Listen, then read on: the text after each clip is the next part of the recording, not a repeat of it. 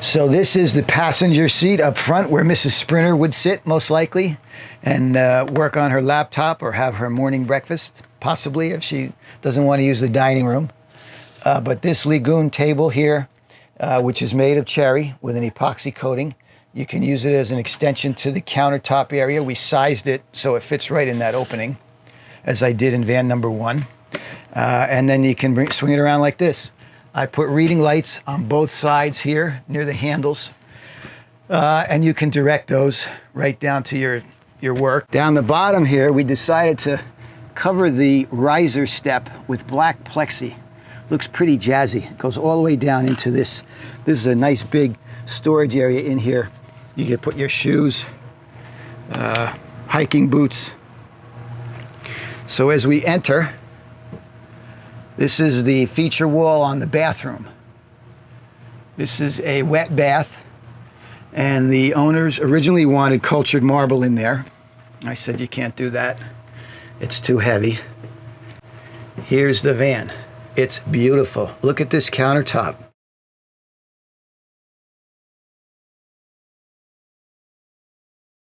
How nice is that? Massive sink. It's the biggest sink I could find. So big, in fact, we had to put our faucet controls on the side. I actually like that because otherwise you've got to leave so much room for your controls on the back end of this sink that you get a very narrow sink. It's not very deep. So this is a nice situation. I think I'll do this in future vans as well. And as you can see, we've got the bird's eye maple all the way down this galley. We've got drawers and cabinets, and that little jog that I like to make, I think that adds a nice special look to this. Gives it some depth and some weight. And then as you come further down, we wrap the fridge in bird's eye as well. Everything in here, all this bird's eye maple, we did our laminating in-house. We bought the skins from a great lumber yard in Long Island. We bought the last 4 or 5 skins of this bird's eye maple that they had, and we used it. Down here we've got the massive laundry drawer. I'll show you how all that works in a minute. A drawer above here, very deep. It's as deep as the fridge, except for about 6 inches in the back, where I need my airflow. The galley cabinet. Above the sink, we've got lighting.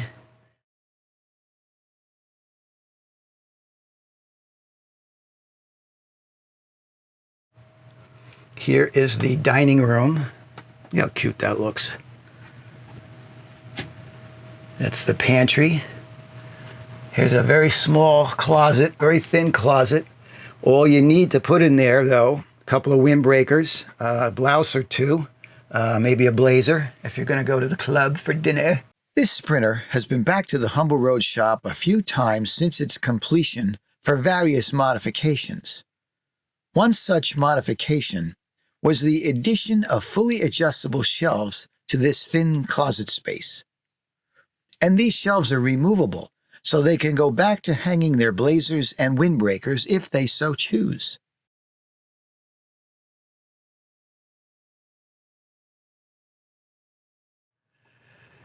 And there's our power center, all bird's eye, trimmed in 80/20. There's an airline cabinet, another airline cabinet. We've got lighting underneath, lighting above. They wanted cultured marble, so we gave them as best a variety that we could, given that this is a van, camper van. But this is a pretty slick bathroom.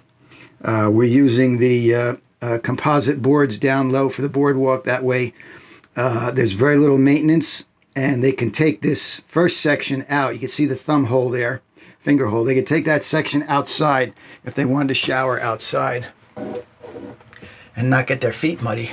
This is a pretty cool shower diverter right here. One side is volume, the other side is temperature. You set it, you forget it. And then they got this really slick shower head that's got a filter in it, and it has a shutoff. It's a high efficiency shower head with a filter. That last line of defense. So the galley bird's eye maple, we're grain matched horizontally across these top panels. And then each of these bays are grain matched going vertically. The cabinet under the sink is pretty large. You could put a lot of stuff here. We've got a UV water filter system here. And our lines have shutoffs. So there are shutoffs everywhere. You can isolate whatever it is you need to isolate. And that's the trapless trap right there. Cabinet under the sink, pretty big. We've got a thin drawer here. We had to make room in this drawer bay for our faucets. Induction cooktop goes in here. And these are, can you see me? It's a Blum drawer glide, really nice drawer glides, but we modified them so they're soft close but yet slam latch. Right at the end, it pulls it in. So that was a risk we took, but it worked out quite well. So there's a bank of 3 drawers here in the middle, and you never make your drawers the same depth. They should all be different sizes, because if something you have doesn't fit in one drawer, it'll fit in the next one that's larger. If they're all the same size and it doesn't fit anywhere. This one, massive drawer. I'd use this for clothing. This sits right over the big Mama Luke battery. This panel down here is just a cover. The Mama Luke is there, and if I take the panel out, I can remove that battery. We can slide it right out on the floor and get it out that way. Then the cabling from the battery goes to the BMS, which is under this dinette seat, and then it carries over to my breakers and my inverter. In order to make them really feel like they're on a sailboat, we put a locking latch on top of the pantry. Mrs. Sprinter bought a beautiful mother of pearl clam handle to go with her beach theme. That's the theme of this van, beaches and boats. So this was a store-bought pantry for a residential kitchen, which means it's 24 inches deep and however high it was going to be. But that doesn't work in a van, doesn't fit. So Ron took this whole thing apart, put it back together the way it should be sized for this use. And it's got those pull-shut Accuride glides, and then we lock the latch again. The galley cabinet houses switches on the end. It's got a stainless steel bottom for cooking, although they're using an induction cooktop, so there are no flames to worry about, just heat. So the galley cabinet comes up, and it's working on one of the spring tension rods that I found a few years back, and you just have to break the tension, and it closes with a magnet. And back here is where I house my second sub panel, which controls all my lighting. Another thing I like to do in my builds is run a sub panel. This little DC sub panel comes off the main. I send it over with a strong enough, heavy enough main line that it can accommodate the circuits I intend to put into this thing, plus future growth. So I put all my lighting off this one panel. If I had to send every single light leg back to the main, it's too much. So I come off of that and I spider away from this area. So all my lighting is on here. This is where I could put in any of your WeBoost antennas or any of that kind of satellite searching equipment. You can run off this panel. Future, if you decide that this is too much work to the Fiamma awning and I need to press a button, you could run your power for the Fiamma motor off this circuit. In fact, in the Vagabond van, I ran the line right down to where you would make the tie-in for a Fiamma motor. In case someday Dave and Irene get too lazy, they get too old, and they can't do this anymore, then they can push a button. I'm a ball buster, huh? And over on this side, over the refrigerator, same thing. We've got a very deep cabinet above the fridge. But as deep as it goes, I still made Alex leave me this much room in the back for the airflow. If you notice, everything has airflow all around the top.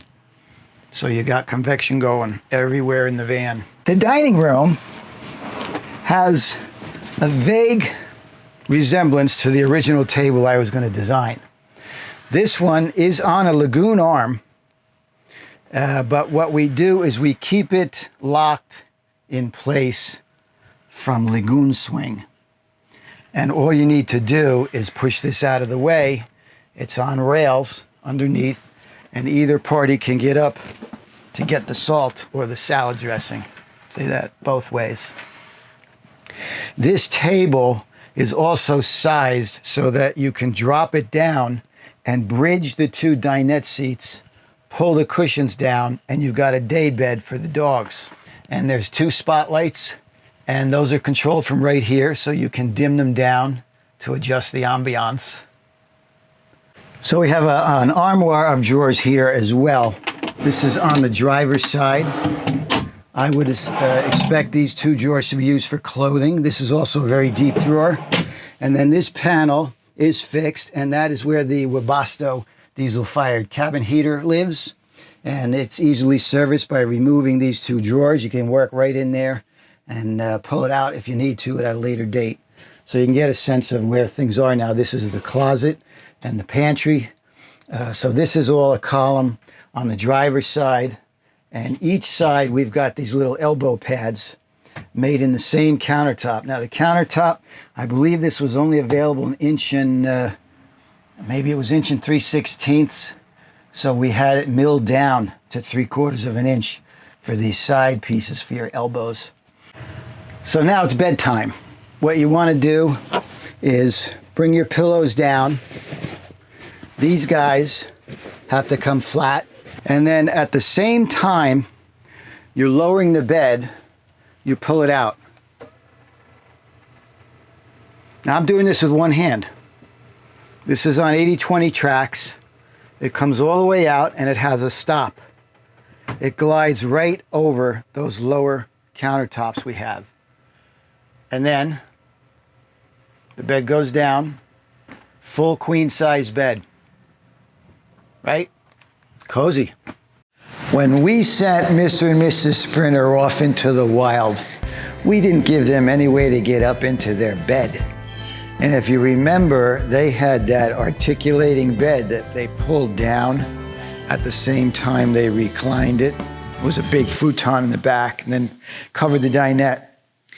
Well, we gave them no way to get in the bed. No fancy pull-out steps, nothing to fold it out. There was nothing we could do. He's back for his tighten up. We made a few modifications in his van. One of them being we got to address these steps. So we looked and we looked and we put the think tank together and we were butting heads. There's nowhere in that van that we can build in any kind of a step, stair, nothing. Can't do it.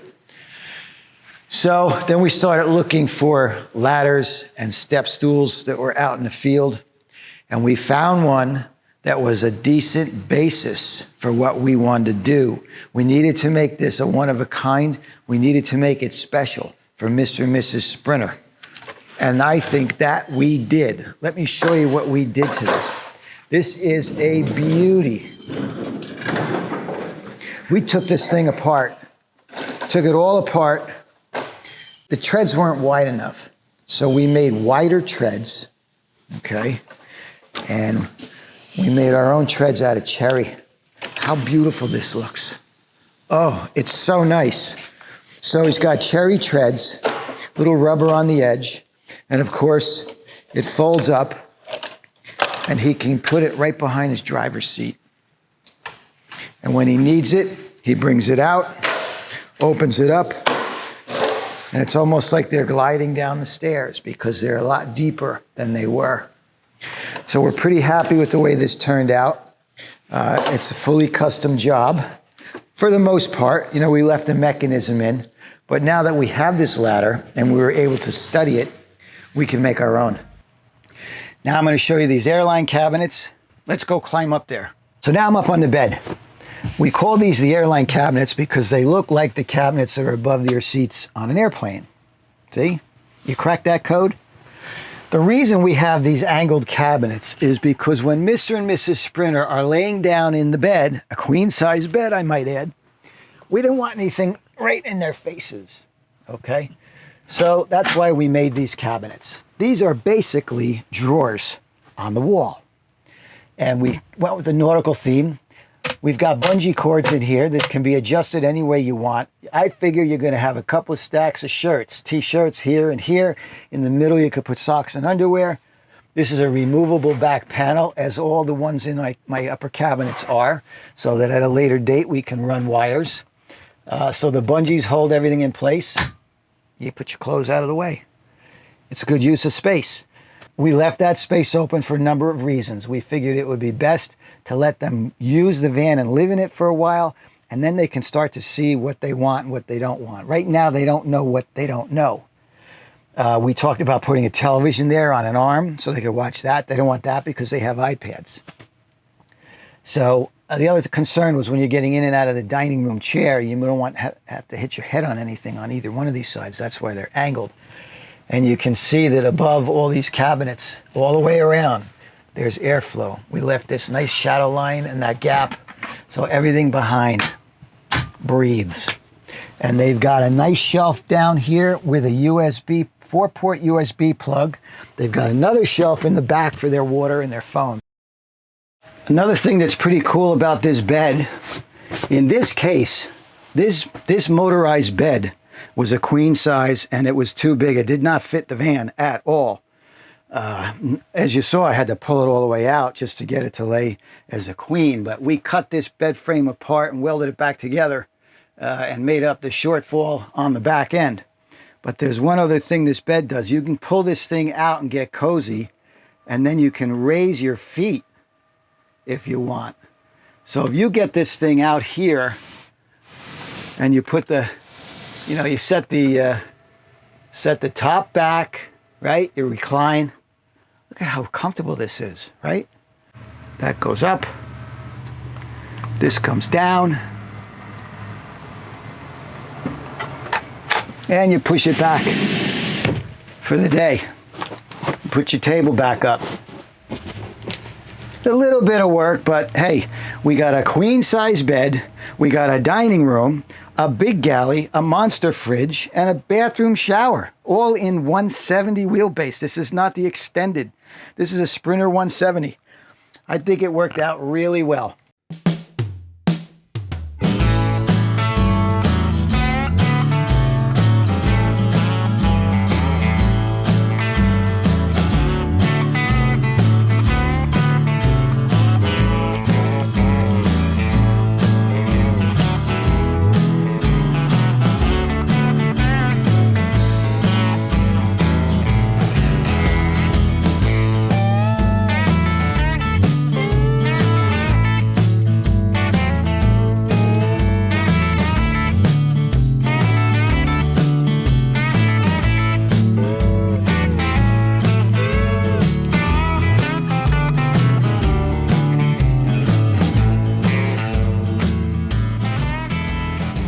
The garage area is massive, both in depth, width, and height.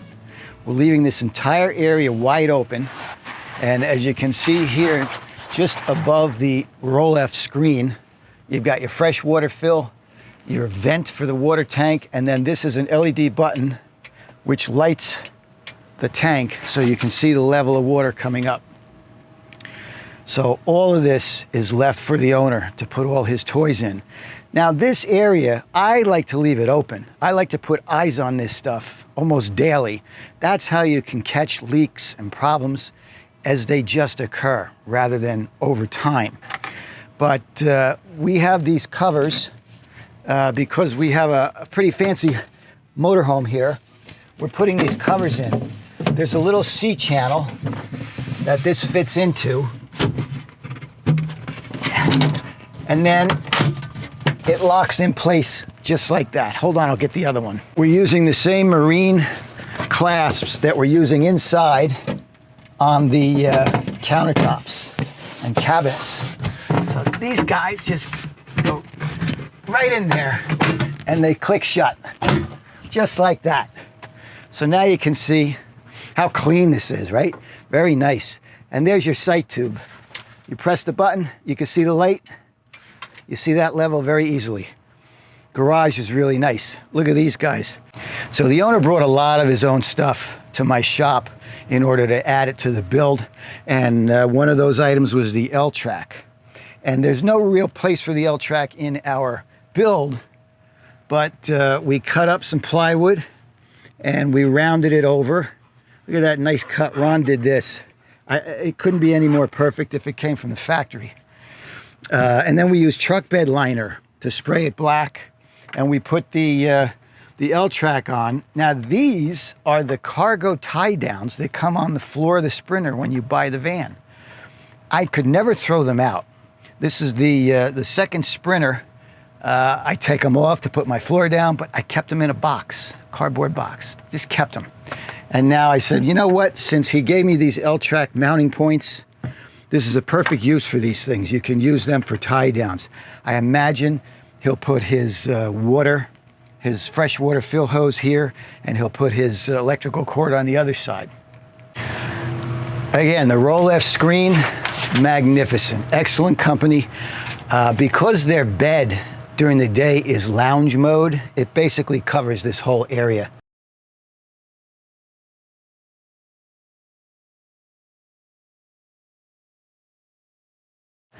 And then at nighttime, the bed's down. It's nighttime, so they're probably going to leave this closed just as it is. It'll act as another layer of insulation to the rear, in addition to their window covers that they had made. This is a company, I need to talk about this company because wonderful, the wonderful soft goods. I've had a few of these things come in. I've never purchased a set of these covers myself. My clients have purchased them, have them sent to the shop. These, I think, are a particularly excellent fit. I have not seen anything that fits as tight and very well done. Very well done. So I'm going to reach out to this company and we'll get some particulars on that. So that's the garage. So I put one of these outdoor wash downs on this van, like I did on the Vagabond van. Oh. Well, should I leave that in? Well, you saw it. I'll try it again. I put one of these outdoor wash downs in, like I did on the Vagabond van. And you have these little spigots that go in. It's twisted into place. Water pumps on inside. Now you've got water coming out. Nice high pressure. This line is connected to a mixing valve. You set that to a warm water temperature that you like, and then you leave it. Set it, forget it. Now you can use this to wash down your bikes. You can use this to hose off the dogs. You could put a suction cup enclosure around here and take an outdoor shower. This is warm water. I feel it's warm because I left the engine running for a little while earlier. We're golden. This is a great little feature to have. And then you just take it off, close it up, you're on your way. Here's an outside outlet, 120 volt. Got another one on the Peninsula.